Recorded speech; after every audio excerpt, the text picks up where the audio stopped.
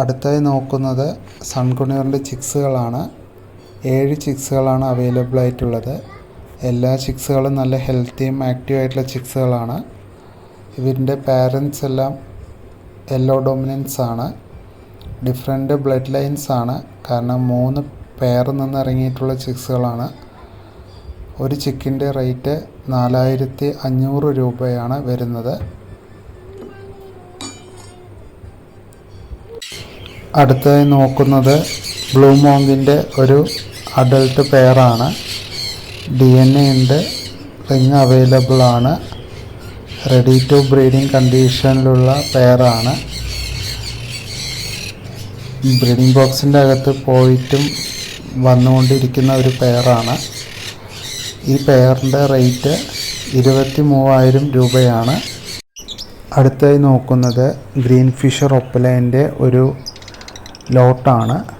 ഏകദേശം 12 പീസോളം അവൈലബിൾ ആയിട്ടുണ്ട്. എല്ലാം ഗ്രീൻ ഫിഷർ ഒപ്പലൈനാണ്. നല്ല ക്വാളിറ്റിയിലുള്ള ബേഡ്സാണ്. ബേഡിന് ഏകദേശം 7 to 8 മാസം ഏജ് ഉണ്ട്. ലോട്ടായിട്ട് എടുക്കുകയാണെങ്കിൽ ഒരു പീസ് 900 രൂപ വെച്ച് തരുന്നതായിരിക്കും. അങ്ങനെ 12 പീസാണ് അവൈലബിൾ ആയിട്ടുള്ളത്. അടുത്തതായി നോക്കുന്നത് ഒരു 1.5 വർഷത്തെ സൺകുണിയൂർ മെയിലാണ്. DNA ഉണ്ട്, ക്ലോസ് റിങ് ബേഡാണ്. കൊണ്ടുപോയി കഴിഞ്ഞാൽ കുറച്ച് ദിവസം കഴിഞ്ഞാൽ ബ്രീഡിങ്ങിനിടാവുന്ന മെയിലാണ്. ഇതിൻ്റെ റേറ്റ് വരുന്നത് 8000 രൂപയാണ്. അടുത്തതായി നോക്കുന്നത് സൺകുണിയൂറിൻ്റെ ഒരു ബ്രീഡിംഗ് പെയറാണ്. ക്ലോസ് റിങ് ബേഡാണ്. രണ്ടും ക്ലോസ് റിങ് ആണ്.